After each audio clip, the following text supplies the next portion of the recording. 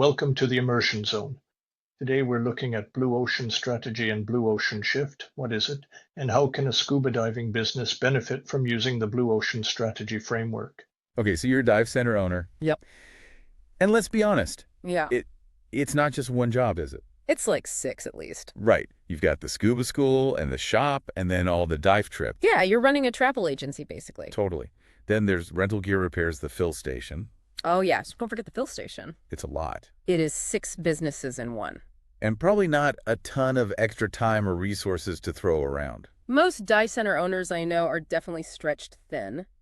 So you're here because you want to think smarter about your business. Right. Maybe find a way to do more with less. Exactly. Not just trying to stay afloat, but actually get ahead. That's what we're diving into today. We're going deep on blue ocean strategy, And the follow-up book, Blue Ocean Shift. both by Chan Kim and Renee Mauborgne. And the big idea here is, can this help you? A dive center owner. Yeah, someone in your position. With limited resources. Create a blue ocean. Find that space where you're not battling the competition. Yeah, You're making a competition irrelevant. I love that idea. It's about finding a new kind of customer. Not just fighting for the same old slice of the pie. Right. Creating a whole new pie. That's what we're hoping to pull out of these books for you. Practical, actionable stuff. That you can actually use. Even if you're stretched thin. We're not talking about online scuba courses. Right. We're not talking about being the cheapest gear shop. Yep. And we're not talking about just the typical discover scuba kind of thing. Well, I go deeper than that. So much deeper. Much deeper. Okay, so let's start with the basics. Yeah. Blue ocean versus red ocean. All right. What's the core difference? So picture this. Red ocean. Blood in the water. Exactly. Yeah. That's your existing market. Everyone fighting for the same customer. All the dive centers, all the shops. Scrambling for every dollar. It gets brutal out there. It does. Now a blue ocean. Much calmer. It's uncharted territory. Nobody there yet. You get to create the demand. Instead of fighting over what already exists. Exactly. You're not trying to be slightly better than the dive shop down the street. Right. That's still the red ocean. You're creating something entirely new. And that's where value innovation comes in, right? That's the heart of it. Creating a leap in value for both you and your customer. Both. Not just one or the other. And doing that by pursuing differentiation and lower costs. At the same time. Simultaneously. See, that's what always gets me. Yeah, it sounds almost impossible. Like, how can you be different and cheaper? Right? Isn't that a contradiction? It's not about being cheaper in the traditional sense. Okay, so not just slashing prices. It's about eliminating what doesn't matter to your target customer. And then investing in what does. Exactly. So give me an example of how this works in the real world. Sure, think about Viagra. Oh, wow. Okay. It addressed a need that nobody was really talking about. Yeah. And it created a massive new market. They weren't trying to steal customers from someone else. Exactly. They created their own blue ocean. And they did it while charging a premium. Yeah, because they offered something completely unique. That's fascinating. Another great example is Cirque du Soleil early on. I love Cirque du Soleil. They took elements of circus and theater. Right. It's this unique blend. And they appealed to a completely different audience than traditional circuses. So again, not taking customers from Ringling Brothers. They created their own space. So how does a dive center owner apply this? Yeah, good question. Because as we said before, it's not just one business. Right, you've got 6 things going on at once. And limited resources. The book Blue Ocean Shift talks about this. Okay, good. They call it atomization. Atomization. Breaking down a big challenge into smaller, more manageable pieces. So instead of trying to do everything at once, You don't revamp your entire dive center overnight. pick one area to focus on. Maybe it's the scuba school. Maybe it's the retail side. Gear repair. Whatever makes sense for you. But start small. Right. Don't get overwhelmed. They use the example of the Phillips iron. Their team didn't try to build a slightly better iron. Right. They asked, what is the customer really trying to achieve? Interesting. And the answer wasn't better ironing. Yeah. It was no ironing at all. Oh, I see. That laser focus on the core problem led to their breakthrough. So maybe instead of thinking, how do I get more people to rent tanks? Right. The question becomes, how do I make getting air fills completely hassle-free Exactly. for a certain type of customer? You've got to identify your target non-customer. Okay, so this is where we start thinking outside the box. Yeah. How do we even find these people who aren't already coming to our dive center?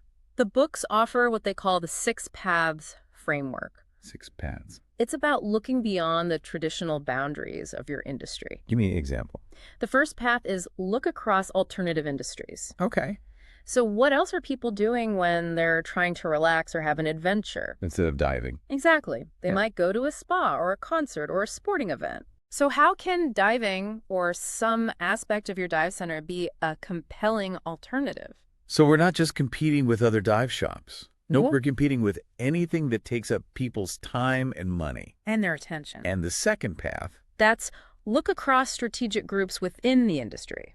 so within the diving world itself, Yeah, you've got different groups with different needs. the hardcore tech diver, The budget travelers. eco-tourists, Can you focus on a group that's underserved? or create an offering that bridges the gap between groups. Like a dive experience that combines recreation with marine conservation. So you're appealing to people who are interested in the ocean. But maybe intimidated by traditional diving. What's path number 3? That's look across the chain of buyers. So not just the diver themselves. Right. Think about families on vacation or people buying gifts. Event planners. Could you create family-friendly packages or partner with local resorts? So tapping into those existing networks. Exactly. Yep. And path 4 is look across complementary offerings. Okay, so things related to diving. Travel accommodation gear rental. Even food and activities afterwards. Can you address pain points in those areas? Make the whole experience smoother. Provide something extra that nobody else is offering. Now, you also mentioned these non-customer tiers. Yes. Blue Ocean Shift talks about 3 tiers. Help me understand those. Okay, so the first tier is the soon-to-be non-customers. They're almost there, but something's holding them back. Maybe they go diving once a year but find it stressful. Or they're curious but intimidated. Right.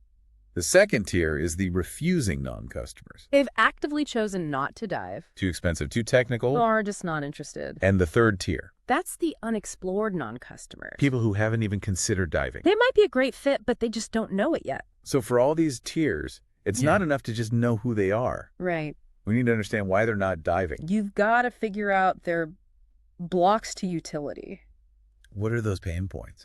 What are the barriers that are keeping them away? And once we know that, That's where the ERRC framework comes in. eliminate, reduce, raise, create. It's a tool to translate those insights into action. Break it down for me. The first question is eliminate. What can we get rid of What are the things that the industry takes for granted? that might actually be turning people off? For example, if you're targeting the wellness crowd, Yeah. maybe you eliminate the pressure to get certified quickly. Or the focus on technical skills right away. Make it more about relaxation and enjoying the experience. I like that. The second question is reduce. What can we downsize? What can be scaled back? Maybe the amount of gear they need to handle at first. For the length of the introductory sessions. Make it less intimidating. More approachable. Okay, and then raise. This is where you emphasize what's important to your target non-customer. So for wellness seekers, Highlight the mental and emotional benefits of diving. the peacefulness, the connection to nature, The mindfulness aspect. and finally create. This is where you get to be really innovative. What completely new thing can we offer? Maybe post-dive relaxation sessions with yoga or meditation? Partner with wellness centers. Offer something truly unique. I'm starting to see how this could work. The ERRC grid forces you to think differently. But what about the tagline you mentioned? It's crucial. Wow. It needs to quickly communicate the value of your blue ocean offering Capture the essence. in a memorable and enticing way. Okay, I'm convinced, but I know what our listeners are thinking. Yeah?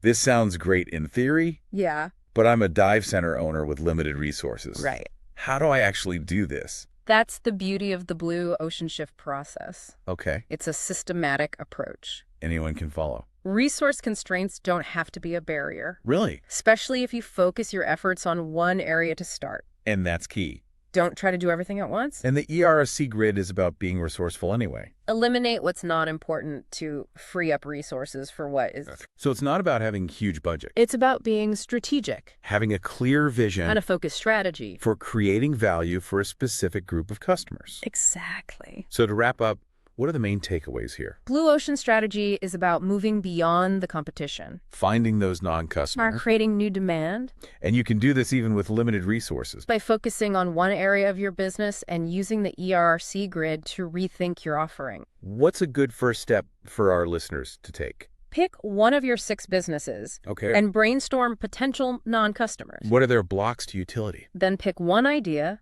and try sketching out an ERRC grid. See what you could eliminate, reduce, raise, and create. With the resources you have, I love it. it's about challenging the status quo. And finding those hidden opportunities. And here's a final thought to leave you with. Okay. What if the greatest opportunity for your dive center isn't about getting a bigger slice of the existing market, but about creating a whole new pie? for people who aren't even thinking about diving yet? That's powerful. It is. Makes you think. What unique contribution could your dive center make? What's your unique verse? That's something to ponder. It is. Until next time. Safe diving, everyone. And happy blue ocean hunting. We'll see you in the deep. Thanks for listening, and please subscribe to The Immersion Zone wherever you are listening to this or at www.theimmersionzone.com. Thanks. Dive safe.